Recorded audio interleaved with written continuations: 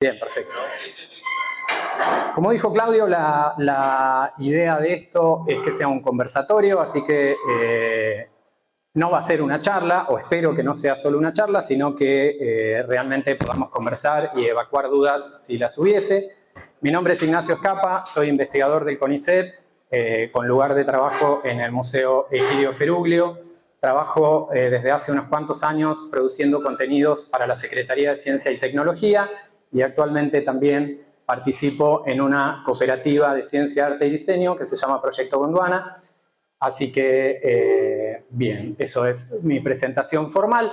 Si después alguien quiere conversar un poco sobre aspectos que tienen que ver con esto, que es algo que me parece interesante, la producción de contenidos científicos para distintos ambientes y lugares, podemos conversar. En este conversatorio la idea era hablar un poco sobre Valle Gondwana. Es un libro que se publicó desde la Secretaría de Ciencia y Tecnología con el apoyo del CFI hace algunos años. Es una idea que venimos trabajando muchas personas desde hace más de 15 años, recopilando la información. Es un libro que aporta una cosmovisión científica a un recorrido que ahora vamos a hablar. Pero primero que nada me gustaría decirles o contarles un poco de dónde viene la inspiración para este proyecto. En mi caso particular, cuando era adolescente, que no teníamos muchas distracciones, yo me robaba libros de mi casa y me los iba a leer. Uno de los libros que leí cuando era muy chico es el libro de Darwin, los viajes, las notas de Darwin en su viaje. Y yo lo leí en español, la frase la pongo en inglés porque es medio difícil de traducir. Pero Darwin, de su paso por la Patagonia, dice en sus memorias esto, que la Patagonia solo se puede describir con características negativas. Es un lugar sin agua, sin árboles, sin gente, sin nada. Y después termina diciendo, no entiendo por qué entonces este lugar quedó grabado tan firmemente en mi memoria. Para nosotros que habitamos la Patagonia, entender por qué quedó grabado en su memoria es bastante fácil, porque si bien esas características que él menciona son reales, lo cierto es que es un lugar bellísimo. Acá están viendo un video de dron del valle medio del río Chubut, que es parte de este recorrido, del Valle Gondwana. Esto es la zona de Paso Berwyn, con los afloramientos del Cretácico atrás.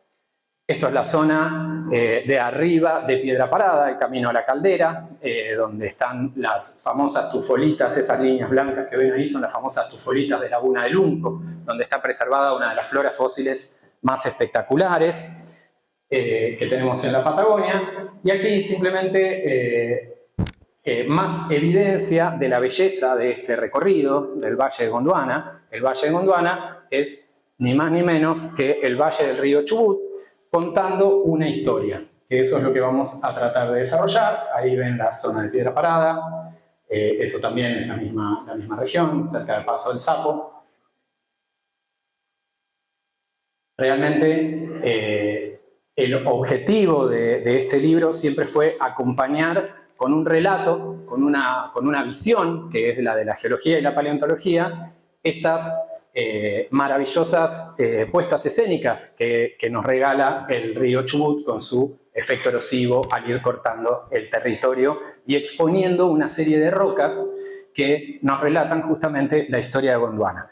Pero vamos un poco a eso. ¿Por qué utilizamos el río como hilo conductor? El río es crucial para la vida, obviamente, e incluso en los viajes de Darwin estaba mapeando los ríos. No entró en los barcos balleneros al río, no Darwin en sí mismo, sino el viaje capitaneado por Fitzroy en el Beagle. Se dedicaban a eso, estaban cartografiando. Incluso remontaron el río Santa Cruz en unos pequeños barcos balleneros. No llegaron hasta el lago argentino, pero estuvieron más o menos a mitad de camino, donde ahora se están construyendo los diques. Entonces el río siempre resulta un ordenador en este sentido, o el famoso, el primer mapa que hay de Chubut también tiene que ver con el río, porque los rifleros siguieron los cursos de agua para poder realizar este viaje. Entonces el río, desde el comienzo, siempre es un ordenador. Y para nosotros también. Y si bien es un ordenador histórico, otra particularidad del río, con sus crecidas y con sus distintos momentos, es que va cortando la Patagonia. Va cortando y exponiendo una cantidad de rocas que que a nosotros nos resultan muy interesantes. Yo dije, soy investigador del CONICET, soy paleontólogo, me dedico al estudio de la evolución de las plantas, puntualmente. Entonces, sin ese río, nosotros no tendríamos las exposiciones de roca que tenemos en este recorrido del Atlántico a la cordillera. Acá ven un esquema muy simplificado que está en el libro de cómo es la geología de Chubut, es decir, todas las unidades que se van sumando. No sé si llegan a leer, pero arriba dice Formación Puerto Madryn y Gaiman, que es lo que tenemos en esta zona, que son las últimas dos ingresiones marinas del Mioceno. Después, si seguimos para abajo, tenemos el Cretácico, los complejos volcánicos, el grupo Chubut, el Jurásico. Es decir, tenemos casi 200 millones de años de historia representados en el valle del río Chubut. En la provincia hay rocas más viejas, pero no están en el valle, en la zona del río Genoa. En la zona del Genoa, cerca de San Martín, hay rocas de casi 300 millones de años que corresponden al Pérmico, antes de la era de los dinosaurios. Pero en el valle llegamos solamente hasta el Jurásico inferior, hasta el Mesozoico, hasta el momento de los dinosaurios.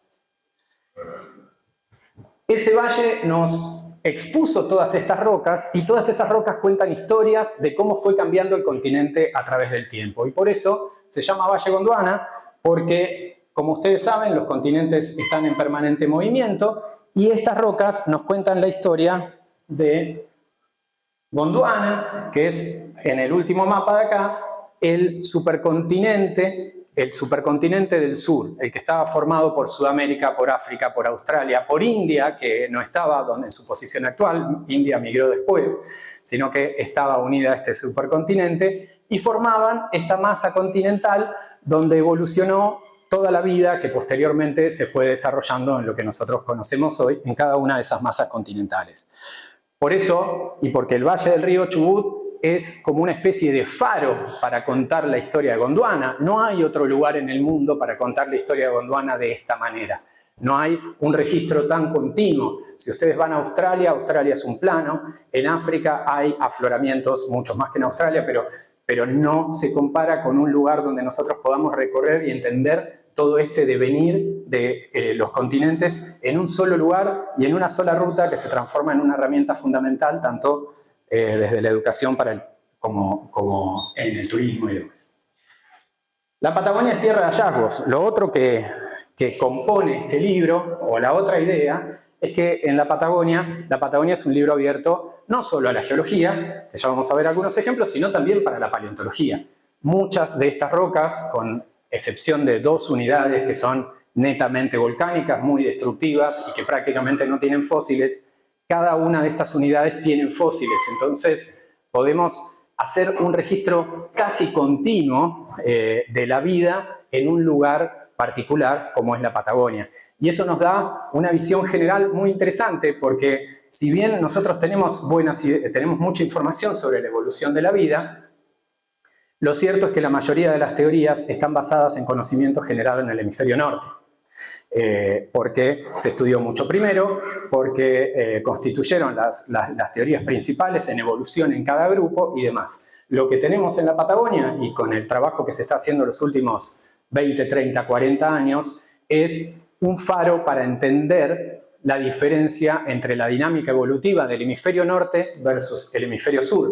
Ustedes saben que hay muchas diferencias entre ambos hemisferios y es muy interesante poder estudiarlas. Por ejemplo, hay mucha más agua en el hemisferio sur que en el hemisferio norte y eso cambia las condiciones de la vida porque regula el clima de una manera, porque tiene un efecto sobre la evolución y sobre el devenir de las especies.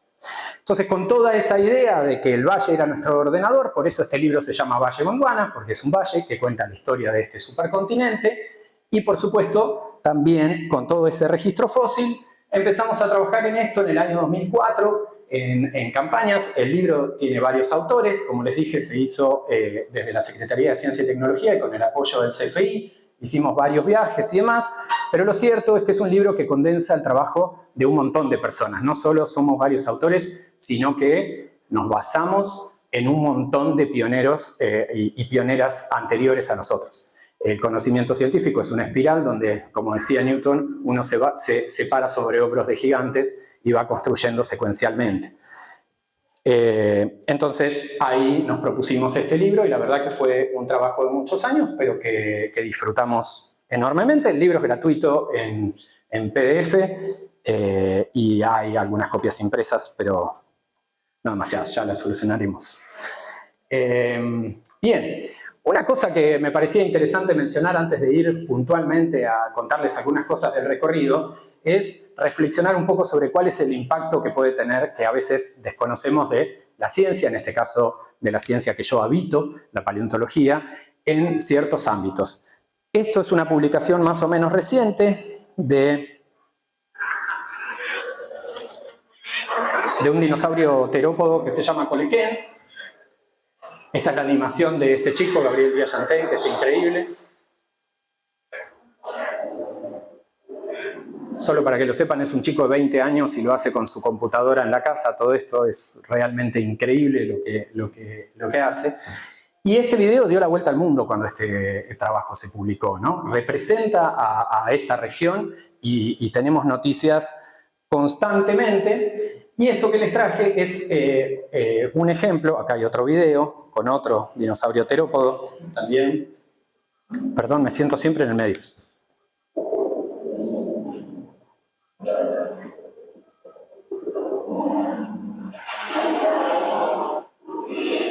Ese es Carnotaurus y el otro es Colequén.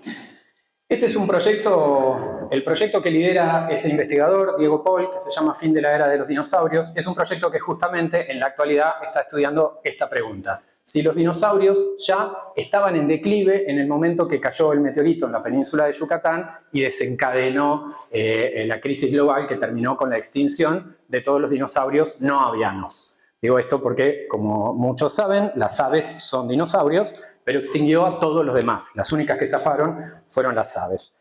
Aparentemente, este es un proyecto con casi 50 investigadores y que tiene muchas implicancias, por ejemplo, en generar qué puede aportar la ciencia en este sentido. Genera nuevas narrativas, pone en valor el patrimonio paleontológico, algo que en este espacio donde estamos es muy importante, genera mucha prensa y difusión de nuestra identidad patrimonial en el mundo.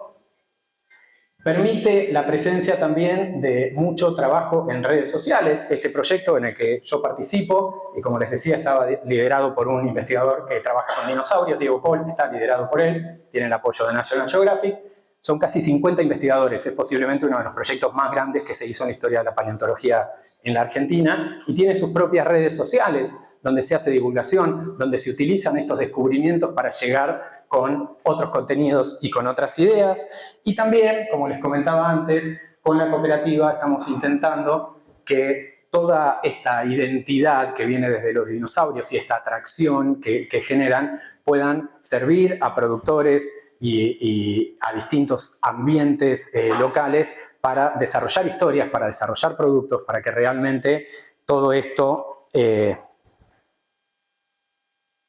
Fíjense, ahí esos son dos dinosaurios que hizo recientemente Pablo Lobato, que es un artista local muy conocido, que se caracteriza por sus retratos geométricos. Entonces empezar a tomar esta identidad de nuestra paleontología, de nuestra geología, para contar historias. El recorrido, como les decía, son casi 300 millones de años de historia, si uno se va un poquito para el sur, pero puntualmente en el río Chubut son 200 y pico, en 700 kilómetros. El recorrido de esta ruta está dividido en 8 zonas. ¿Por qué? Porque son historias muy distintas cada zona. Y en esto cabe aclarar que el libro no está escrito como un relato cronológico. Partimos del presente y vamos hacia el pasado, partimos del pasado y vamos hacia el presente, como puede ser un museo, sino que partimos de Rawson o partimos de Esquel y nos vamos encontrando lo que nos vamos encontrando. Por eso tuvimos que dividirlo en capítulos para poder contar esas historias en forma independiente. Además, cada una de esas zonas, además de contar esas historias generales de lo que estaba pasando y lo que representa en el momento, cuentan con paradas específicas de GPS, donde uno puede parar cuando está viajando, observar la geología que hay a su alrededor y con eso interpretar como estos guiños de la historia que nos dejaron grabadas en las rocas. Un rápido raconto, así dejamos tiempo también para conversar. Trelew, la zona 1 es Trelew, el valle inferior y la zona donde afloran, como les decía, las formaciones Puerto Madryn, Gaiman, Sarmiento. Sarmiento es continental, es decir, muchas gracias. Lo estaba necesitando. Sarmiento es continental, pero las formaciones Puerto Madryn y Gaiman representan las últimas dos grandes transgresiones del Mioceno, es decir, cuando el mar ingresó. Ustedes saben que en el planeta el clima estuvo cambiando constantemente y hubo momentos de calentamiento. Esto lo vemos en estas formaciones. Hay la explicación de por qué tenemos estos grandes desarrollos continentales es mucho más compleja y la historia de los mares en Chubut es espectacular. Yo siempre cuento que hay algunos lugares en Chubut que ahora son continente, que en un momento estuvieron cubiertos por el Atlántico y en otro momento estuvieron cubiertos por el Pacífico y es el mismo lugar. Esta zona estuvo cubierta por el Atlántico y teníamos a los grandes megalodons, teníamos, digamos, una gran fauna que si son de la zona habrán ido alguna vez o habrán visto las ostreas, los dólares de mar. Todo eso está alto porque realmente fue una ingresión muy importante. La segunda zona corresponde a lo que es el dique Florentino Meguino.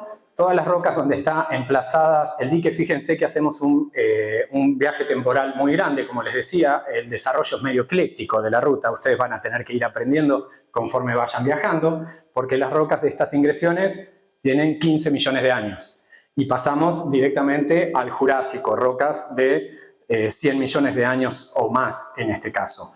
¿Por qué? Y porque la geografía y la geología son sumamente complejas. Imagínense que los continentes se estuvieron moviendo todo el tiempo, así que las rocas también, y aparece cualquier cosa en cualquier lado. Esta es la belleza del valle, que uno va andando y de repente se da cuenta que la geología cambió completamente. Pasás de estas rocas a los altares, donde tenés ese mil hojas geológico y demás. Estas rocas, donde se emplazó el dique Florentino Meguino, corresponden a un gran desarrollo de un arco volcánico cuando se estaban quebrando el continente Gondwana y se estaban separando África de Sudamérica. Ahí hubo un gran vulcanismo en esta zona, un gran vulcanismo, un alineamiento volcánico, y eso depositó todas estas rocas que ven, son o lavas o nubes ardientes o todas rocas que tienen que ver con el desarrollo volcánico. Por lo tanto, esas rocas no tienen tantos fósiles. En esa zona sí hay fósiles, pero son de otra edad. Son justo el momento en el que se estaban por extinguir Carnotaurus y compañía. En la ruta, como les decía, pueden ver, hay paradas y pueden ir viendo efectos para entender esto. El libro sugiere ciertas paradas. Por ejemplo, esto que, como ven, está al borde de la ruta 25 y es una gran nube ardiente con unos bloques que arrastraba, y cuando uno se para al lado de esos bloques gigantes, si realmente van ahí en la foto por ahí no se aprecia como algo tan gigante, pero es importante reflexionar sobre la energía que tenían estos sistemas y el grado de cataclismo que había para que arrastren bloques de ese tamaño. Esto es algo que lo vamos a ver a lo largo de toda la ruta. La zona 3 es las plumas y los altares, donde para nosotros es el reino del Cretácico. El Cretácico es el último periodo de la era Mesozoica y las plumas y los altares tienen, cuando ustedes llegan al Alto Las Plumas y ven esas grandes extensiones de rocas rojas y ocres y amarillentas, todo eso es el Cretácico del grupo Chubut. Tenemos una gran extensión del Cretácico y en esas rocas es donde se encontraron, que tienen 100 millones de años, donde se encontraron los restos de Patagotitan majorum y de carnívoros como Tiranotitán, que tienen más o menos el mismo tamaño. Es el momento de esplendor de los dinosaurios. Por eso también se empezó a pensar que sobre el final del Cretácico quizás ya estaban declinando, porque no encontrábamos bichos tan grandes después de este momento. Pero realmente tener estas rocas en Chubut es un privilegio que nos permite entender muchísimas cosas sobre la evolución de los dinosaurios y de muchos otros grupos de organismos.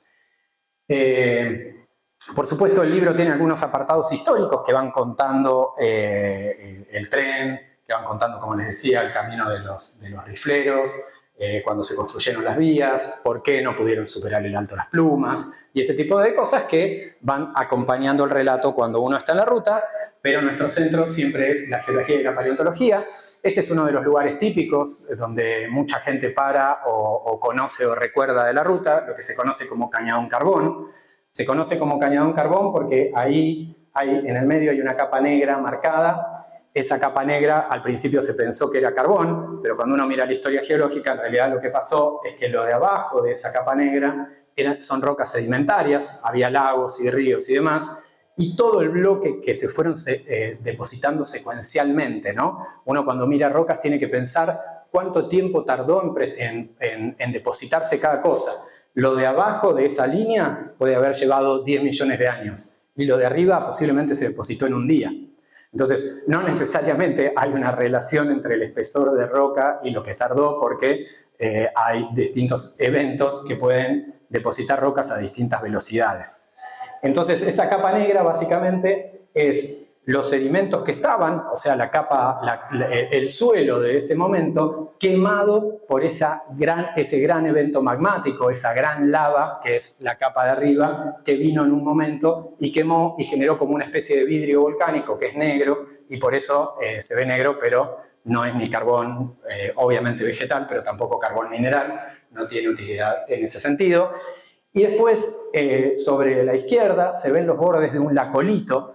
Un lacolito, ustedes saben, cuando sale la lava arriba, genera un volcán, o puede generar una grieta, puede generar muchas cosas. Un lacolito es como una burbuja de lava a mucha presión que no llega a salir a la superficie, que no le da la energía para salir a la superficie, pero sí es como si abriera las capas y se forma como un ojo. Ese ojo, fíjense que marcamos la cuña con unas linitas allá sobre la izquierda, porque eso abrió la tierra en algún momento, eso quedó bajo tierra y después el río Chubut lo cortó. Entonces siempre son muchos pasos, muchas capas que uno se puede parar ahí y empezar a pensar lo que pasó. Ni hablar del momento en que vino todo ese paquete de lavas que es realmente increíble, ¿no? Este mismo lugar también... hay fotos históricas, podemos ver cómo las pequeñas variaciones que va sufriendo el paisaje a lo largo del tiempo. Y como les dije, estas son también las formaciones, en este caso Cerro Castaño, de donde se encontró Patagotitán Majorum. Patagotitán es un caso muy interesante, se encontraron porque ya había dinosaurios grandes. Una pregunta típica es el dinosaurio más grande del mundo o no? Porque sobre todo los chicos, ¿no? Recuerdan Argentinosaurus y demás. Hay 3 dinosaurios que son básicamente del mismo tamaño o muy parecidos. Argentinosaurus, Puertasaurus y Patagotitán. ¿Cuál es la diferencia con Patagotitán? Que se encontraron casi 200 huesos o más de 150 huesos. De los otros se habían encontrado 2 o 3 huesos de cada uno, lo cual brindó un caudal de información sobre cómo estos bichos podían ser así de grandes y no colapsar, qué sé yo, o no se quebraban cuando caminaban. Brindó un caudal de información que es realmente novedoso para la ciencia y por eso fue tan importante. Bueno, un dato innecesario, usamos 150 kilómetros de papel higiénico para sacarlo. Pintó. Esta es la excavación de Patagotitán, donde ven todos los huesos. Fíjense que, me voy a sentar para no tapar a los de atrás, fíjense que hay algunos huesos en rojo, hay algunos huesos en amarillo y hay algunos huesos en verde. Esto es porque se encontraron casi al menos 7 especímenes de Patagotitán. No hay uno solo, sino que son 7. Y además son 7 en 3 capas.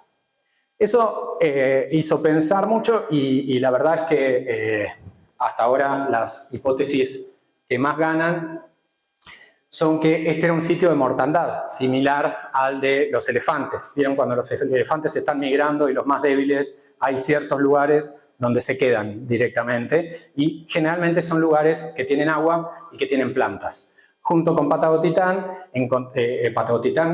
los huesos están depositados en un sistema fluvial, o sea, agua había, y además encontramos en la misma localidad un montón de plantas, de cipreses gigantes, que posiblemente serían el recurso que usaban para la alimentación, pero también encontramos, y esto es muy interesante porque el Patagotitán es uno de los animales más grandes del mundo, y encontramos uno de los fósiles más chicos del mundo, encontramos las primeras flores. Como ustedes saben, o no, las plantas con flor aparecieron en algún momento del Jurásico, pero es en el Cretácico donde se desarrollan y son sumamente importantes. Todo lo que comemos que no sea marino, o es una planta con flor, o come una planta con flor para alimentarse. Entonces realmente sin esta primera flor que encontramos acá, hubiese sido imposible el desarrollo de la vida humana, ¿no? Entonces vamos, el esplendor de los mamíferos y muchas cosas anteriores que pasaron. Acá con Pataotitán encontramos las flores más antiguas de Sudamérica que tienen, y del hemisferio, que tienen 100 millones de años. Y podemos estudiar cómo evolucionaron. Y es interesante porque Darwin, en sus viajes y después en sus libros, postuló que el origen y la rápida diversificación de las angiospermas era un misterio abominable. Él lo escribió así en una carta a un amigo. Dijo, como, digamos, Darwin tenía toda esta teoría de la evolución gradual, ¿no? Del paso a paso, y en el registro fósil lo que se ve con las angiospermas es que las plantas eran todas medias parecidas y de repente aparecen las plantas con flor, las angiospermas, y explotan. La diversidad es tremenda y es lo que vemos en la actualidad. Bueno, acá en Chubut tenemos una respuesta interesante a eso porque exactamente de la misma edad, 100 millones de años, son los nidos más antiguos de abejas que tenemos en la provincia. Entonces se ve que desde el comienzo, digamos, la historia de las plantas con flor está regulada y acompañada por una coevolución con un montón de tipos de insectos.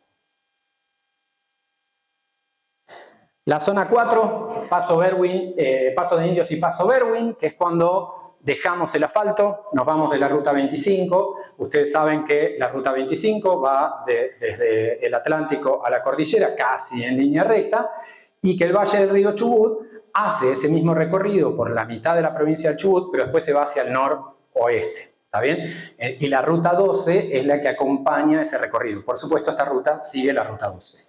Apenas entramos en la Ruta 12 hay un lugar que para nosotros es espectacular, que parece un paisaje marciano, que es Cerro Castaño, esta formación donde aparecen los gigantes, pero realmente uno la puede observar desde arriba. Fíjense por dónde pasa la Ruta 12. Muchas veces ni se ve esto, la mayoría de la gente no lo conoce porque cuando venís en la ruta a la altura de un auto, los camioneros sí lo conocen, pero cuando venís a la altura de un auto no lo ves, no ves esa extensión. Y solo parando y caminando 100 metros se puede apreciar todo esto. Fíjense que esta formación bien roja por la oxidación del ambiente y demás, tiene unas capas blancas. Esas capas blancas son pequeños eventos volcánicos como el Hudson que depositan ceniza. Y eso es muy importante porque esas cenizas se pueden datar, podemos saber qué edad tienen específicamente y con eso ir como haciendo un esquema que nos permita saber las edades de las distintas rocas. Son como relojes de tiempo. ¿Por qué es importante que sean esas cenizas? Porque cuando son tobas de cenizas primarias, es decir, que cayeron en ese lugar, lo que nosotros sabemos es que no vienen transportadas de otro lado. Porque si no, puede ser que nosotros las datemos y digamos, tiene 200 millones de años, pero eso estuvo 50 millones de años en otro lado, después el río lo transportó ahí, lo depositó y estamos datando otras rocas. Entonces se utilizan tobas primarias, es decir, lluvias de ceniza, ¿no? Los paleontólogos del futuro, además de desenterrar nuestros restos, van a poder datarnos con las últimas erupciones de los volcanes que tuvimos en la Patagonia, por ejemplo. De Cerro Cóndor, acá dejamos el Cretácico que veníamos viendo, el último momento de la era mesozoica, y vamos al anterior, al Jurásico. El Jurásico de la Patagonia es realmente espectacular, en conjunto es para mí el mejor del mundo, sumando el registro que hay en Santa Cruz y el registro que hay en Chubut. Después, si nos quedamos conversando, les cuento lo que se encontró en Santa Cruz, que es realmente excepcional, pero Chubut no se queda atrás. En la zona de Cerro Cóndor hay lo que se conoce como un lago de rift, es decir, cuando los continentes se están separando, una de las cosas que pasa es que las capas se estiran. Las capas superficiales de la Tierra que son más duras, cuando se estiran se deprimen, y cuando se deprimen en la zona de Cerro Cóndor se formó un gran lago.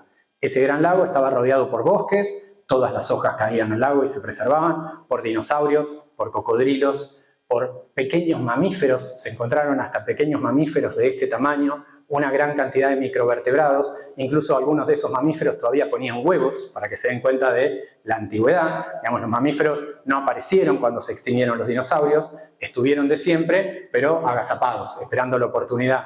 nocturnos, chiquititos, ocupando espacios sumamente relictuales, hasta que tuvieron la oportunidad por la extinción de los dinosaurios. Claramente no podíamos competir con esos bichos a nivel de depredadores. La zona del Cerro Cóndor tiene infinidad de localidades. En una campaña encontramos más de 120 localidades de fósiles. Es realmente increíble la cantidad de información, porque aparte hay polen preservado, vertebrados, les dije, dinosaurios, cocodrilos, mamíferos, terópodos, pterosaurios, tortugas, plantas, invertebrados, dinoflagelados. Hay lo que sea, está todo preservado en ese lugar. Las plantas, para que se den una idea, están preservadas incluso con los estomas, que son las células especializadas que les permiten respirar, y gracias a esos estomas podemos saber exactamente cuál era el clima en ese lugar en ese momento. Así que esto es un caudal de lo de Cerro Cóndor, es impresionante. Hay un montón de paradas en Cerro Cóndor donde pueden observar distintas estructuras geológicas como los basaltos columnares, que son una estructura basáltica que se produce por el enfriamiento de los basaltos, que se rompen como en hexágonos, como si fuera un panal. Si uno camina eso por arriba, parece un piso antiguo con todos hexágonos de basalto. O eso que se ve allá atrás en la foto de abajo, que son esos plegamientos, las rocas están así. Eso es una gran diferencia. Ustedes cuando anden en esta ruta van a ver todo lo que es cretácico en general, lo van a ver plano, como capas, como en los altares, capas planas, planas, planas, planas. Pero cuando entren en la parte de Cerro Cóndor van a ver que es todo movimiento. Y eso porque es más antiguo y esas capas se depositaron planas, pero después fueron afectados por todos estos movimientos tectónicos que estamos hablando. Entonces realmente hay una cantidad de estructuras, acá se hacen escuelas de geología, es impresionante desde el punto de vista del conocimiento geológico todo lo que brinda este valle. Pasando Cerro Cóndor, atravesamos la zona del Gorro Frigio, donde vemos, es muy interesante porque vemos rocas del comienzo del Jurásico y rocas del final del Jurásico. No está lo del medio, pero tenemos como 2 capítulos de una serie, hay que imaginarse todo lo demás, pero es sumamente interesante porque podemos ver las diferencias en la dinámica entre esos 2 momentos. De ahí se conoce, por ejemplo, este dinosaurio que se llama Brachytrachelopan, que es un saurópodo de estos dinosaurios caracterizados por cuello largo, pero de cuello corto, porque es cuando estos animales, los saurópodos, los dinosaurios herbívoros, empezaron a poder diversificar las plantas que comían, y como todos tenían el cuello largo, se ve que algún linaje se favoreció por empezar a comer las plantas bajas y empezó a reducir evolutivamente su cuello, porque la verdad es que no lo necesitaba, y tener un cuello así de largo tiene un montón de gasto energético y relacionado con las posibilidades de depredadores y demás. Otro dinosaurio muy interesante que se encontró en esta zona, Huelchesaurus. Fíjense la belleza del lugar, esta parte del Valle Medio es increíble. Huelchesaurus también es un dinosaurio interesante, es un saurópodo de cuello largo que está caracterizado porque acumulaba uranio en las rocas en donde estaba, había fluidos con distintos minerales y muchas veces los huesos funcionan como núcleo, acumulan esos minerales. Entonces fue encontrado en realidad como una anomalía de uranio por Aldo Benítez, profesor de la universidad, por muchos años. No sé si sigue Aldo en la universidad. Sigue, bueno, por Aldo Benítez, y lleva su nombre, Huelchesaurus benitezi, y fue encontrado buscando uranio, porque el cintilómetro les sonaba, pero era por los huesos de este dinosaurio. Geológicamente también esta zona es espectacular, ahí no se ve mucho, pero ese es el Gorro Frigio, que es un activo neck volcánico, es decir, el cuello de un volcán. Hay muchísimos necks volcánicos en esta ruta, un montón de paradas donde los pueden ver y disfrutar. Y de esta zona también es donde se encontraron como les dije, soy botánico, así que sé que los dinosaurios llaman más la atención, pero les traje unas araucarias para que vean. Estas araucarias son del Jurásico Superior. Es muy interesante el tema de las araucarias porque estas araucarias están permineralizadas, es decir, petrificadas, y tienen un grado de detalle que nos muestran hasta incluso los embriones dentro de las semillas, célula por célula. Tienen un grado de detalle espectacular. E incluso ahora con estos afloramientos espectaculares que les decía que encontramos en la provincia de Santa Cruz, podemos estudiar a estas plantas con sus interacciones. Es decir, está tan bien preservado que, por ejemplo, en la raíz vemos cómo se metían los hongos para ayudar a la planta a fijar nitrógeno. Y si uno mira las araucarias actuales en la Patagonia, hacen esa misma interacción. Entonces podemos estudiar interacciones que empezaron hace más de 100 millones de años y que posiblemente son la clave del éxito para que las araucarias, fíjense que se extinguieron los dinosaurios, un montón de grupos de plantas que vivieron en la Patagonia y un montón de cosas, y las araucarias tienen presencia continua en la Patagonia desde hace por lo menos 180 millones de años. Son realmente el fósil viviente de la Patagonia y hay muchísima evidencia para eso y además es un árbol fascinante. La zona 7 es Paso del Sapo, indicios de la gran extinción. Ahí es donde tenemos las rocas que registran el momento donde cayó ese meteorito, la formación Lefipán. En la formación Lefipán tenemos rocas del Cretácico superior, o sea, del momento antes que se extingan los dinosaurios, y del momento inmediato posterior. Y además la tenemos con mucha cantidad de fósiles, entonces pudimos ver qué pasó con las plantas. Ustedes saben que la dinámica de una extinción de este tipo es sumamente compleja. El meteorito cae, genera un invierno nuclear donde prácticamente todo muere. Las plantas no, porque tienen la posibilidad de dejar semillas, entonces después vuelven. Pero bueno, toda esta dinámica de qué pasó con las plantas, de qué pasó acá, de si es igual o no al hemisferio norte, porque primero el meteorito cayó mucho más lejos. Segundo, como digo, tenemos muchísima más cantidad de agua en el hemisferio sur, lo que permite una absorción de esa temperatura de forma diferencial. Entonces ahí tenemos esas rocas que narran esta historia y que son el objetivo de este estudio que les mostraba el fin de la era de los dinosaurios. Y por supuesto tenemos también los fabulosos paredones de la formación Paso del Sapo, que es una formación espectacular escénicamente y que es de depositación marina. Esta formación, que es del Cretácico superior, la depositó el mar en Paso del Sapo. ¿Qué mar? El Pacífico, porque en ese momento todavía no estaba elevada la cordillera de los Andes y las ingresiones en ese lugar se dieron desde el Pacífico. Esto que les decía, que el mar estuvo ingresando por varios lugares. Estas rocas están apoyadas sobre unas rocas más antiguas y realmente desde el punto de vista escénico son espectaculares y mucho más si uno piensa que eso es el mar Pacífico y que la cordillera no estaba y todas las cosas que hay que pensar para entender que eso se puede haber depositado ahí. Eso era la costa del Pacífico, o sea, esas son rocas de la costa, depositadas casi en la intersección entre el mar y el continente, que por supuesto se iba moviendo, ¿no? No era fija. Para terminar, la zona 8, Hualjaina y Piedra Parada. La historia de Piedra Parada es muy interesante. Se cree muchas veces que tienen una relación con un volcán, o sea que es uno como el gorro frigio que les mostraba, que es el cuello de un volcán que se extinguió, se erosionó todo lo demás, pero la parte central queda porque es más dura. Entonces acá ustedes en Chubut pueden ver cientos de necks volcánicos, de cuellos volcánicos. Pero Piedra Parada, aunque parece, y aunque es el neck volcánico más conocido, no es un cuello volcánico. Piedra Parada, la piedra específicamente, esta zona tiene una historia que tiene 50 millones de años. Esto es el Eoceno, 50 millones de años atrás, después de la caída del meteorito. Todavía la Patagonia era una selva, ahora vamos a ver por qué. Y Piedra Parada era parte de la pared de un volcán de 50 kilómetros de diámetro, un volcán de caldera, que en un momento explotó y liberó a la atmósfera casi 100 kilómetros cúbicos de una nube ardiente. Imaginen, bueno, no sé, yo todavía no puedo imaginar, y lo vengo diciendo hace bastante tiempo, cuánto es 100 kilómetros cúbicos, pero es mucho material. Eso se puede saber porque vemos las rocas que dejó a lo largo de toda una gran extensión en la Patagonia. Y esas rocas, esa nube ardiente, después se consolidó en esto, la traje porque me parece súper interesante. Esta es la nube ardiente, van a ver que tiene pedazos de cosas, tiene bueno, un montón de estructuras minerales que permiten entender cómo se formó. Y además, con esta roca es que se hace la piedra que se conoce como piel de tigre, se corta, se pule y se usa para mesadas, y es una piedra única de Paso del Sapo, no está esta misma piedra en otro lado, bueno, y tiene esta historia de esta gran explosión.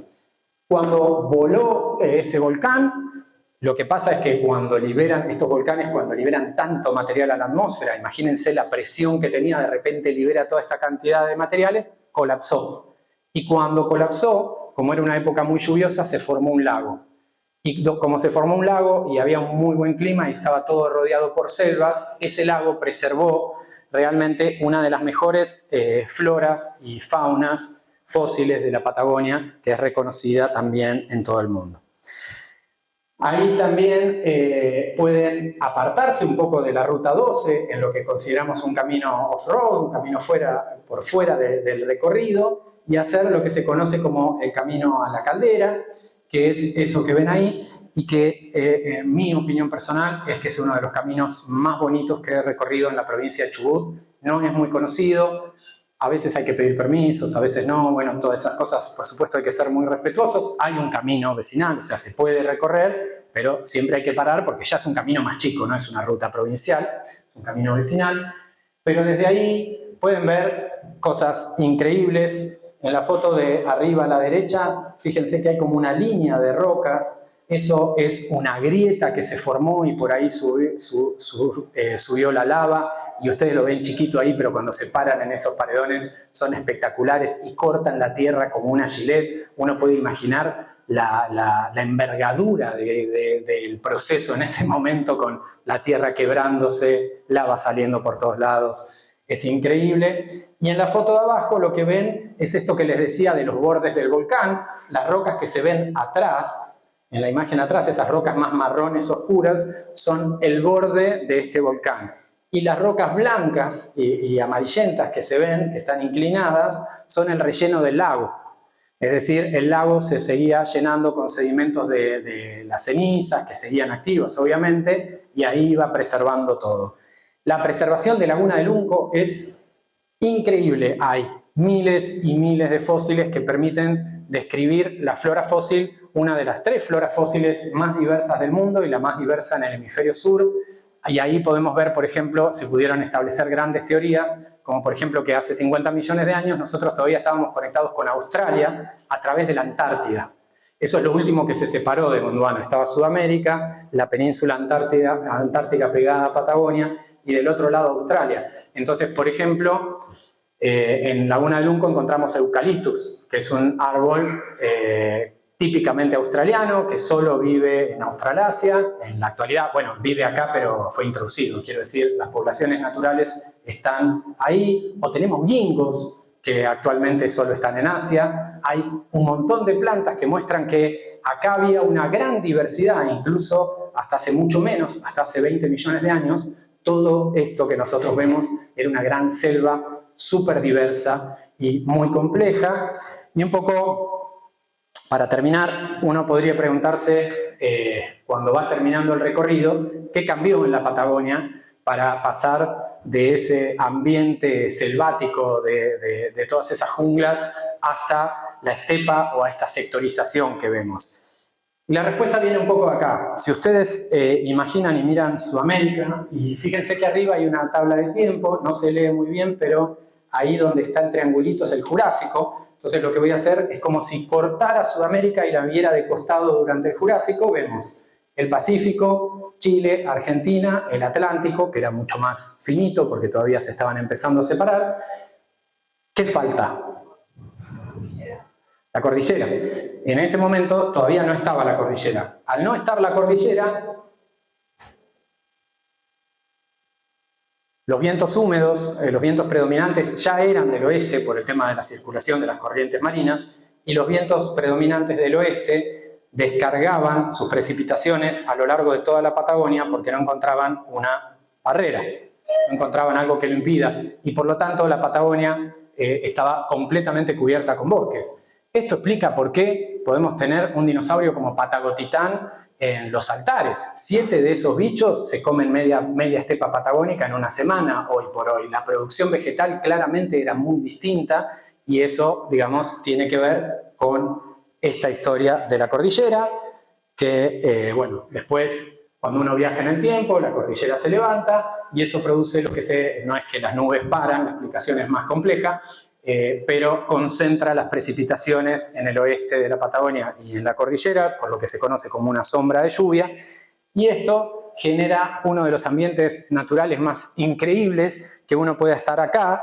y de repente agarrar un auto, manejar media hora y estar acá, o manejar una hora y estar en este otro ambiente en la selva valdiviana. Entonces este recorrido justamente termina en la cordillera, porque es donde uno puede ver los restos de lo que fueron estos bosques gigantes que ocuparon este territorio por la mayor cantidad de su historia, digamos. Siempre la Patagonia fue boscosa, tenemos plantas fósiles exuberantes, tenemos helechos arborescentes en la Patagonia de casi 300 millones de años. La historia de la región es realmente apasionante.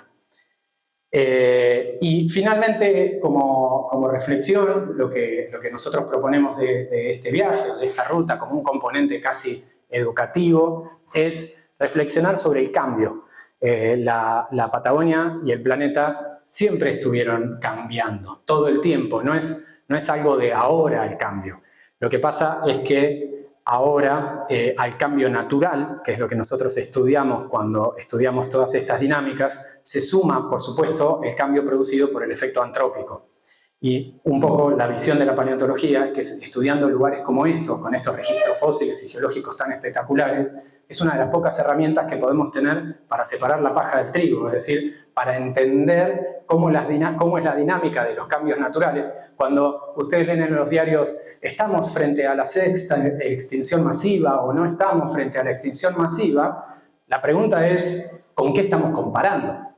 Entonces, digamos, esta región nos permite también entender cómo fue, por su detalle, por la cantidad de fósiles, por la geología, nos permite entender cómo fueron sucediéndose todos estos cambios a lo largo del tiempo y, por lo tanto, tener algunas pequeñas herramientas para discutir la actualidad y, sobre todo, la visión a futuro desde un punto de vista geológico-paleontológico. Y todo esto viajando y tomando mate. Así que espero que después de esto, los que no conocen la ruta vayan a conocerla. Es realmente espectacular. Muchas gracias.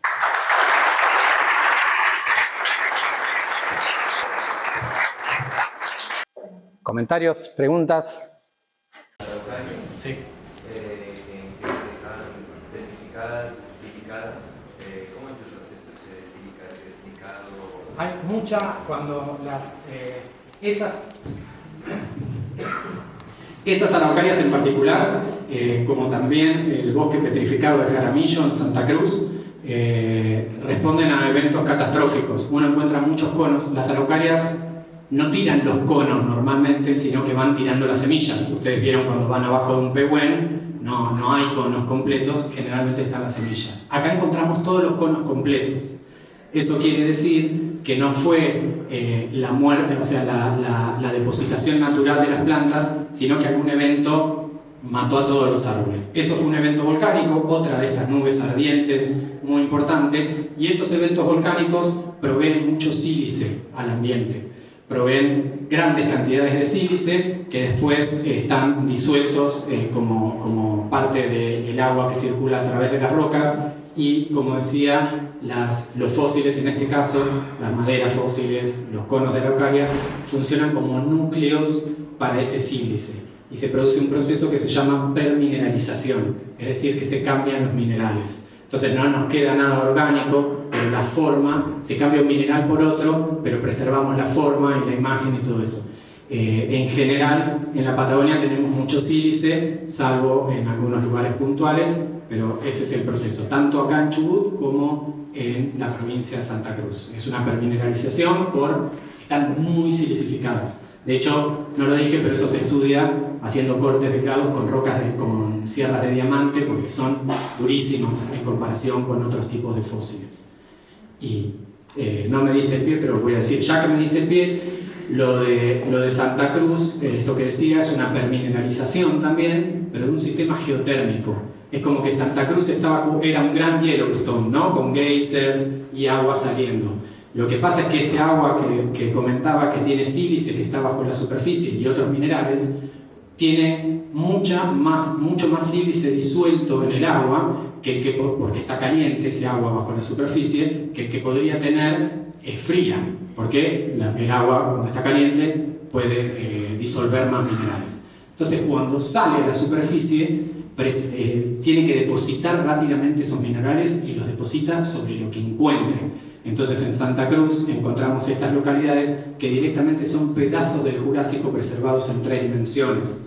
Y hay desde plantas gigantes hasta, cuando empezamos a cortar, bacterias, ojos de mosca, estamos empezando a encontrar un montón de insectos, estamos empezando a encontrar los hongos que descomponían las maderas, y eso es único a nivel global, y creo que va a dar para 300 años de paleontología, porque realmente con una muestra así se puede hacer un doctorado, y son casi 23 localidades. En cada localidad uno puede coleccionar miles de especímenes, y de cada espécimen uno puede sacar miles de cortes delgados donde puede empezar a observar cosas. Es realmente ese afloramiento de Santa Cruz, y es lo mismo, es una permineralización más rápida, pero bueno.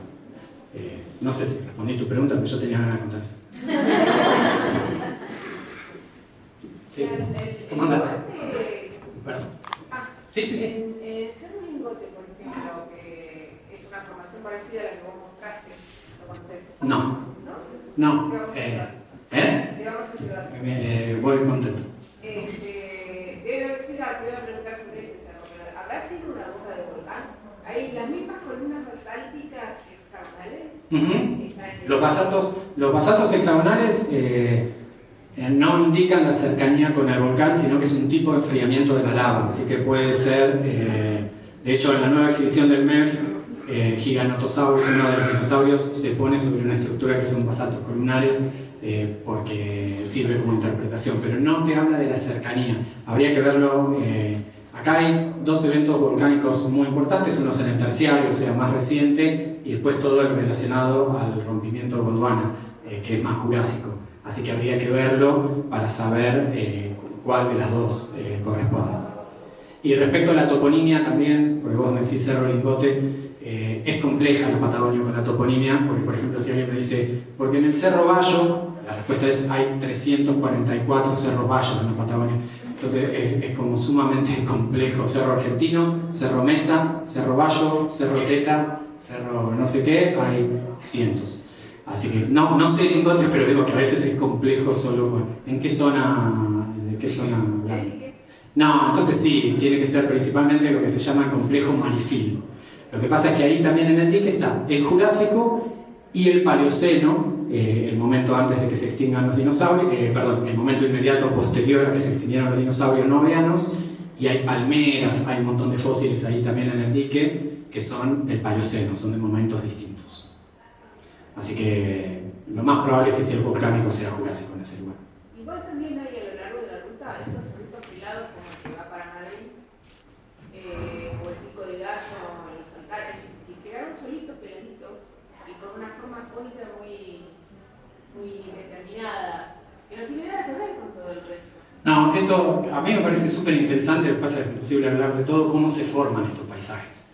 Eso tiene que ver con la formación de los paisajes. Eso está... normalmente cuando ustedes viajan en la ruta lo que ven es un plano arriba y después un montón de capas hacia abajo. Ese plano arriba normalmente es volcánico y es una capa durísima que estuvo protegiendo lo de abajo, si no posiblemente lo de abajo no estaría. Cuando tenés el final de ese proceso normalmente es un cerro de forma cónica, porque se va rompiendo todo y cuando ya no tenés la capa de arriba, eso se rompe con esa forma.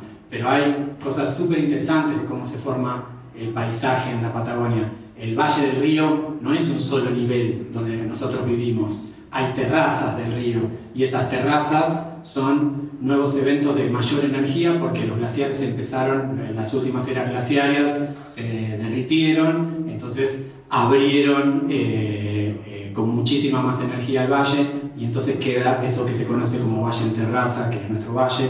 Y cada lugar, desde la formación del paisaje, son como capas, ¿no? El origen geológico es una capa, pero la formación del paisaje es tan apasionante como el origen geológico o más, porque realmente uno se queda maravillado pensando cómo ocurrió eso. O cuando ustedes están parados en el valle y ven que de un lado de la ruta hay rocas marrones con una estructura, y a la misma altura del otro lado hay rocas totalmente distintas. Eso porque en el curso del río muchas veces transitan fallas. No es que fallas geológicas, quiere decir que es un corte que pudo haber levantado a un bloque respecto al otro. Y no es que la falla es posterior, sino que la falla ya estaba, y el curso del agua busca siempre las zonas de debilidad. Entonces muchas veces los valles de los ríos transitan fallas, pero porque son fallas preexistentes, ¿no? Entonces, bueno, uno podría analizar, ahí vamos, sí, ¿cómo vamos? Te quería volver a lo de Santa Cruz, Sí. que comentabas de la mineralización. ¿En qué superficie todos esos hallazgos que por ahora están estudiando son relativamente cercanos o es en una gran superficie en distintas localidades del estudio? Súper interesante. El otro ejemplo que hay como esto de Santa Cruz, un sistema geotérmico que se llama Rini-Chert, debe tener el tamaño de este edificio. Este de Santa Cruz que encontramos tiene el tamaño de Suiza. Son 23 localidades distribuidas en un área del tamaño de Suiza. Es gigante. Una pregunta es si todas las localidades son sincrónicas, es decir, si todas estaban activas al mismo tiempo, y en realidad no, ahí hay la migración de un arco volcánico, o sea, son distintos momentos. Lo que pasa es que todo eso está comenzando su estudio, no se sabe con qué diferencia de millones de años, pero es increíble lo de Santa Cruz, es un hito, yo creo, para la paleontología, porque uno puede estudiar, cuando uno estudia Patagotitán, estaban sus huesos, podés tener alguna hojita alrededor, pero en esto vos podés estudiar cada organismo con todas las relaciones que establecía. Entonces son estudios ecosistémicos, es una cosa muy loca, y sí, tiene el tamaño suizo, así que realmente, y sobre todo algo importante es, esos fósiles se encontraron en un lugar donde un paleontólogo nunca los buscaría, porque esas rocas son muy duras, todo lo demás se erosionó, y en general las localidades de estos sistemas geotermales son planos donde uno va caminando y encuentra estas rocas porque todo lo demás se erosionó. Lo encontraron investigadores trabajando en conjunto con minería en Santa Cruz, porque, digamos, si uno piensa en el lugar, este agua que viene a la superficie tiene muchos minerales. Y si uno encuentra de dónde estaba viniendo, hacen un tipo de minería muy sectorizada en esos lugares porque también acumulan plata y oro. Y por eso encontraron toda esta localidad estas localidades y nos empezaron a mandar muestras. Las encontraron los geólogos. Tengo una allá y ahí. Recién te referiste a marfil. ¿Cuál Sí. sería el origen de la formación de marfil? Jurásico. Principalmente el Jurásico ese de cuando se estaba rompiendo Sudamérica y África, cuando se estaba formando el protoatlántico, tiene esas rocas volcánicas, que hay muchas y en mucha extensión, tienen distintos nombres en distintos lugares. En esa zona se conocen como marfil, que son más ácidas, pero después, por ejemplo, en la zona de Cerro Cóndor se conoce como la formación loncotrapeal. Ahí tienen ese origen, es Jurásico, y responden a ese evento volcánico del rompimiento de Gondwana. Sí. ¿Cómo estás? También estaba leyendo sobre la teoría de la deriva continental, con respecto a una teoría de un científico CONICET, creo, de la década del 80, Ramos, que hablaba de la Patagonia autóctona, que había emprendido de la Antártida y la había condicionado contra Gondwanas. ¿Qué pensamos de eso? Sí. Mira, esa es una teoría que viene de las plantas fósiles. Disculpen que defienda el gremio, pero lo que pasa es esto. En ese momento, en el Paleozoico superior, todo Gondwana estaba muy congelado. Hay mucha evidencia de glaciares en todos lados y demás. Y la flora que acompaña casi en todo Gondwana, en India, en la Antártida, en África, incluso en otras localidades de Argentina, es lo que se conoce como la flora de Glossopteris. Acá tenemos una persona que estudió la flora de Glossopteris hace unos años. Y con esa flora de Glossopteris es una flora de estos climas fríos y demás. Cuando encuentran en los Feruglio, empieza a describir, y había descripciones anteriores, todas las plantas de la formación Río Genoa, ahí cerca del Gobernador Costa, que son de esa edad, lo que ven es que la flora es de una exuberancia espectacular. Cuando esperabas encontrar toda una flora relacionada a climas fríos, había helechos arborescentes, licofitas gigantes, bosques recontradiversos, y la hipótesis que se estableció en ese momento era que por algún motivo la Patagonia tenía un clima distinto al resto de Gondwana, y se estableció por primera vez la hipótesis de la allochtonía de Patagonia, es decir, que Patagonia era un bloque como una isla que colisionó con el resto de Sudamérica en algún momento del Paleozoico. Esa teoría después la toma Ramos, un geólogo muy importante en Argentina, que actualmente es el presidente de la Academia Nacional de Ciencias, un tipo sumamente interesante para escuchar y demás, y él encontró lo que postuló como las rocas de fusión. Cuando esas placas chocan, se forma un tipo de roca particular, no soy especialista, pero pueden detectar ese tipo de roca, y propuso dónde se había producido, digamos, de alguna manera esa fusión. Así que quedan muchas discusiones, igual. Ahora hay discusiones más modernas que dicen que no hace falta la allochtonía para explicar ciertas cosas, digamos, es un tema que todavía está en discusión. Yo creo que pueden ser las dos cosas también, que puede haber colisionado un poco antes. Lo que se dice es que colisionó antes de lo que encontramos en Río Genoa, pero que a la vez, como ustedes saben, no hace falta tener poca diversidad porque tenés un glaciar al lado. Ustedes van al Perito Moreno y están parados en un tremendo bosque mientras miran el glaciar. Entonces también se empezó a trabajar mucho de esas dinámicas. Así que sigue siendo una hipótesis abierta. A mí me parece que es una teoría re linda, aunque sea para contarla y para contar una teoría viva, algo que todavía se sigue trabajando y que seguramente en el futuro van a venir nuevas perspectivas sobre de dónde vino la Patagonia, ¿no? Si vino a algún lado, por la flora que tiene, debe haber sido el Caribe, así que nos equivocamos por 300 millones de años en el momento de vivir en la Patagonia. ¿Más preguntas, dudas? ¿Sí? En estos puntos de inflexión, que son las erupciones acá del Terciario y el Jurásico, Sí. ¿Cómo fue el contexto? Porque había cierto equilibrio previo a los sucesos y después un proceso gigante, de expansión enorme. ¿Cómo era de cierta forma el contexto previo a la erupción y después de la erupción? Mira, te puedo hablar un poquito más de la del Jurásico. Del Mioceno y digamos, del Terciario se conoce un poco menos. En el Jurásico hace poco estuvimos viendo que lo que vos decís, el contexto previo, por ejemplo, era un contexto de muchísima humedad, de un clima muy benévolo para las plantas, hay helechos, hay un montón de cosas. Y después del vulcanismo hay una diversidad súper baja y prácticamente nada más. Y eso hace poco se publicó lo que se conoce como, digamos, como el enfoque patagónico de lo que es el evento de anoxia del Tuarciano, que es un momento de mucha sequedad del planeta debido a todo ese vulcanismo y que tuvo muchos efectos sobre la vida.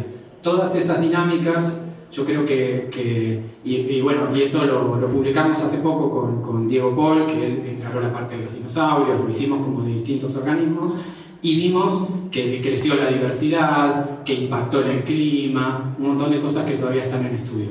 De todos modos, me parece que las mejores respuestas a esas preguntas van a venir en el futuro, por una cuestión de momento histórico. Por muchos años, digamos, ¿no? Lo que mayoritariamente estuvimos haciendo nosotros es recorrer la Patagonia, encontrar fósiles, describirlos, contar esas historias. Ahora, yo creo que en este momento histórico es cuando se están empezando a abordar preguntas como la del fin de la era de dinosaurios y como estas que tenés vos, que implican tratar de entender datos en conjunto, ¿no? Esto de los datos grandes, de la Big Data, tratar de empezar a abordar esas preguntas. Entonces, la verdad es que por ahora lo que tenemos son un montón de preguntas que acompañan a la que vos hacés, o sea, ¿qué pasó? ¿Por qué cambió el clima? ¿Qué dio este evento anóxico? ¿Por qué afectó más a unos organismos que a otros? ¿Por qué demás?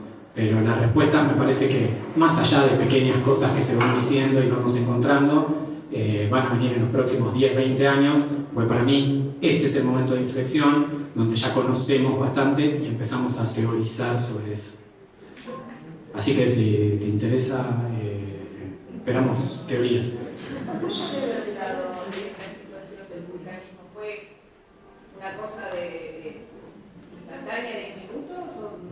millones de años. Millones de años, y aparte vos tenés que pensar en la dorsal oceánica, que en este momento está en el medio del Atlántico y que tiene actividad todo el tiempo. Eso es actividad continua. Lo que pasa es que antes lo tenías acá al lado y ahora lo tenés en la mitad del Atlántico, en una dorsal y demás. Son procesos largos, procesos que se reactivan y se caen, depende del momento. Y esto que decía, por ejemplo, en estas localidades de Santa Cruz, lo que vemos es que hay una migración del arco volcánico, es decir, el vulcanismo se va expresando en distintas partes, en distintos tiempos, en función de las dinámicas de la Tierra. Así que no, son muchos millones de años donde después fue decreciendo la actividad, por lo menos acá tan cercana. Ustedes piensen que en algún momento el Atlántico, uno lo debería, no es específicamente así, pero lo podrías haber cruzado saltando, ¿no? Porque en el momento que se rompió y se empezó a formar, en realidad no era el Atlántico, no tenía agua, pero al principio fue una grieta, una ruptura y una gran actividad volcánica. Y después eso se fue alejando, pero paulatinamente, muy paulatinamente. Y por supuesto tenemos toda la actividad del otro lado, este borde del Atlántico, el que se formó entre Sudamérica y África, es un borde expansivo, ¿no? Se van moviendo las placas tectónicas, pero también en la zona de la cordillera tenemos una placa de subducción, es decir, la placa pacífica se está metiendo abajo de la placa sudamericana y eso genera, porque el Atlántico se sigue abriendo, digamos, ¿no? Actualmente, y en algún lugar lo que se abre se tiene que meter, y eso no se mete todo, no se mete suavemente, sino que va generando tensiones y en algún momento vuelan esas tensiones y por eso hay tantos terremotos en la zona cordillerana y demás. Pero son procesos que duran muchos millones de años, todos estos procesos. Sí, lo que yo decía que era instantáneo, es que a veces ves un paquete de lava que por su estructura geológica, sabes, y puede tener muchos metros de altura, que se depositó todo en el mismo momento. Eso pasa un montón. Eso pasa un montón. Pero el vulcanismo en sí fueron muchos millones de años. ¿Esos eventos que mencionabas se pueden ver en algún lado que se ven, por ejemplo, en los altares? En los altares no tenés vulcanismo jurásico, pero sí tenés el posterior, que es, por ejemplo, esta capa de lava que yo decía que cubre Cañadón Carbón y todos esos lacolitos. En la parte de los altares se ve mucho de eso y es muy lindo. Eso es lo que genera esos paisajes que ustedes ven, esto que les decía, los cerros planos que tienen una capa marrón arriba, que son estos basaltos terciarios y que protegen las capas más viejas de abajo. Eso lo ves todo el tiempo en todos los cerros que tenés al costado de la ruta, digamos. Está bueno como ser. ¿Cada capa es un evento geológico o un proceso? Puede ser un evento, como una lava, o puede ser un proceso de miles de años y de millones de años. Por ejemplo, en Cerro Cóndor, que yo les decía que era un lago, vos pensá cuánto tarda un lago normalmente en acumular, no sé, 10 metros de sedimento, ¿no? Con lo que va cayendo al lago, la depositación fina, la formación cañadón asfalto, es un lago que tiene 1000 metros de espesor, para que te des una idea del tiempo que puede haber demorado eso. Sin embargo, hay una foto que me parece que responde o muestra algo de eso que es interesante, que es esta. Voy a correr un cachito. Estas rocas de acá, esto es lo que se llama la Sierra de los Pichinianes. Cuando ustedes van por acá, pasan la ruta 12, o sea, la ven de frente, apenas pasan Cerro Cóndor, y todas estas rocas oscuras que ven acá son rocas volcánicas. Estas rocas oscuras de acá son rocas volcánicas, o sea, hay dos grandes eventos de rocas volcánicas separados por estas rocas claras que son lacustres. Entonces, ¿cuál es la historia ahí? Se empezó a formar este lago, se empezaron a depositar sedimentos en el lago y demás, pero todavía alrededor había volcanes, porque como te digo, estos procesos duran muchos millones de años. Y en algún momento uno de esos volcanes explotó y entró en el lago una gran capa de lava y eso entró en un día, mientras que por ahí esto tardó 10.000 años en acumularse, digamos, ¿no? Todo eso es objeto de estudio de la sedimentología y se estudia con mucho detalle, pero tenés todas las combinaciones que te puedas imaginar. A veces vos das un paso en un cerro y estás atravesando 10 millones de años y a veces das un paso y estás en el mismo momento, digamos, ¿no? Así que toda, digamos, esa dinámica se estudia como caso a caso prácticamente. Gracias. Y una segunda pregunta. ¿Cómo se llama la primera planta con flor? No tiene nombre todavía porque no la publicamos. Acepto sugerencias.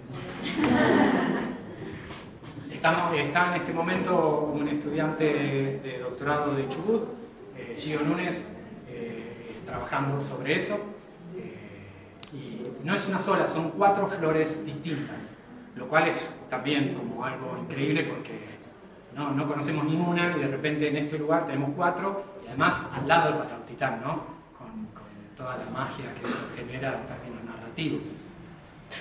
Perdón, entonces no las publicaron, no hay más en el lado de esas 4 flores. No, pero en un mes y medio van a estar publicadas. Ya está. Es lo que pasa, ¿no? Muchas veces cuando ustedes escuchan se encontró un dinosaurio no sé dónde, en realidad se encontró hace 6, 7 años.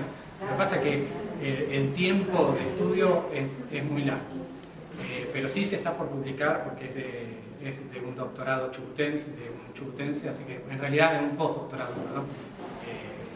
Sí. Al lado del Patagontitán se encontró también carnívoros, puede ser. No al lado, pero sí en la misma formación. No, o sí.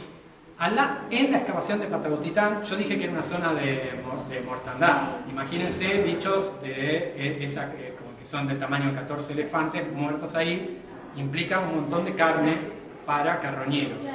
Lo que hay es dientes de carcharodontosaurios, que son giganotosauros, tiranotitán, todos esos, que si bien ahí no hay esqueletos completos, sí hay dientes, porque esos animales tenían recambio de dientes continuo.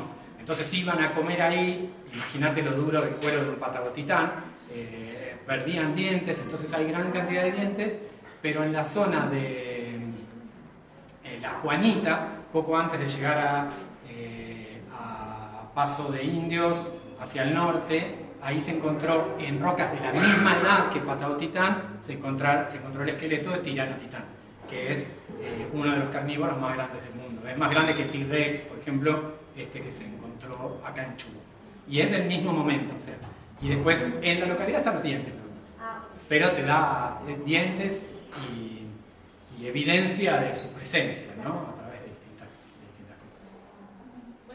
¿Visto desde fuera el paisaje o cómo te das cuenta si es una zona fósil? ¿Es cierto que por los colores? Mayoritariamente usamos los mapas geológicos. ¿Cómo?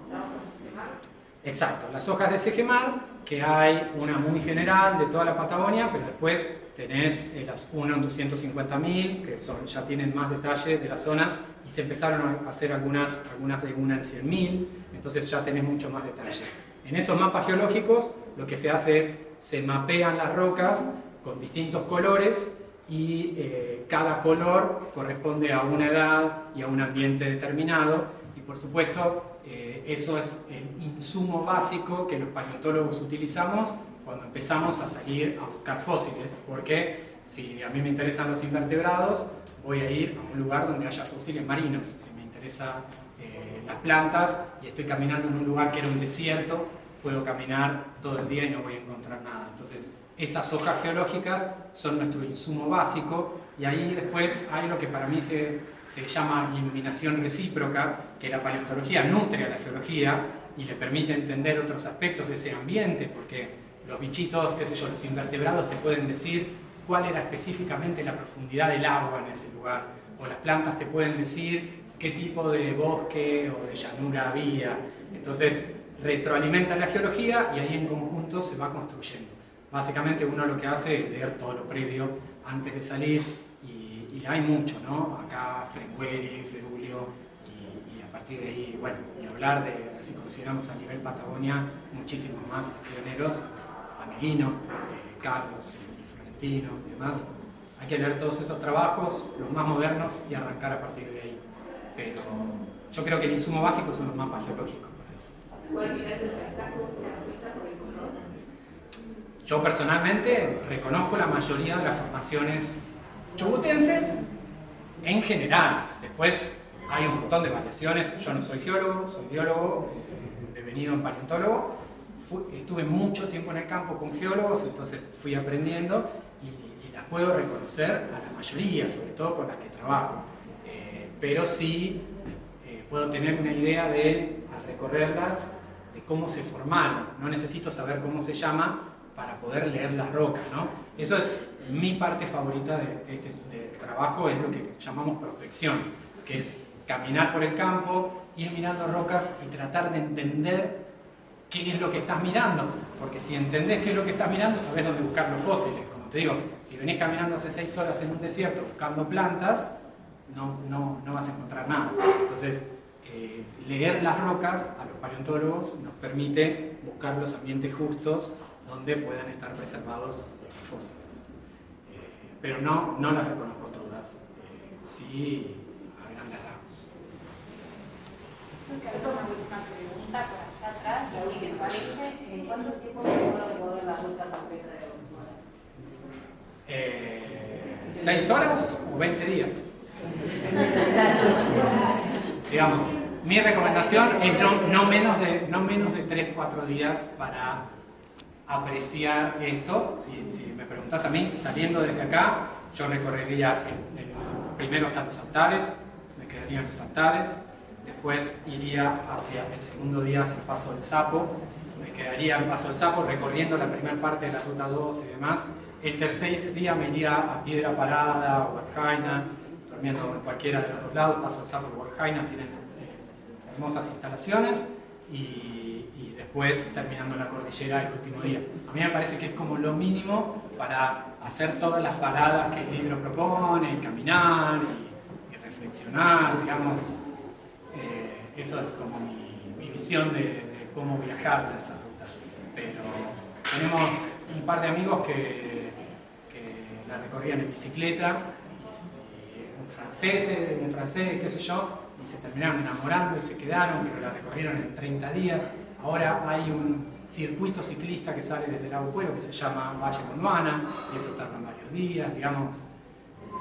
Mi percepción es cuanto más tiempo mejor, porque me parece que la estepa y estos valles son lugares con los que uno se va conectando o va entendiendo o va sintiéndose cómodo. No es como la cordillera que vos llegás y decís, ¡fa! ¡Qué montaña espectacular! Ahí está. Al tercer día yo, por ejemplo, la quiero demoler, porque estoy acostumbrado a los paisajes abiertos, pero la estepa no te genera eso. Sin embargo, te vas quedando, vas recorriendo, vas entendiendo, vas viendo, y para mí ahí el enamoramiento es como progresivo. Así que cuanto más tiempo mejor. No se puede vender porque se hizo para que sea gratuito. Lo que pasa es que quedamos un poco atrapados en esto, que no se puede vender, pero se hizo una tirada inicial que se repartió en escuelas y en algunos espacios de la Secretaría de Ciencia. Actualmente se está tramitando para que podamos tener los derechos en la provincia, porque ahora son del CFI, y buscar formas de imprimirlo para que esté. En PDF, sí, PDF. Sí. Bueno, si no hay más preguntas, creo que la vamos a dejar a Ignacio que respire un poco.